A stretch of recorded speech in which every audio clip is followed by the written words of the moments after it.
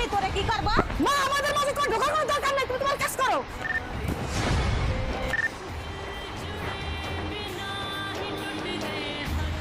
মা প্রচন্ড খিদে পেয়েছে, আমার কিছু খেতে দাও না।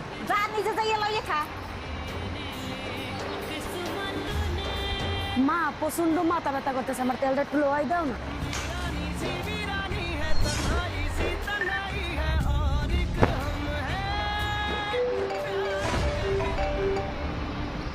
হ্যালো দাদা এখান থেকে আমাকে নিয়ে যাও, এবারে সবাই আমাকে খুব মারে।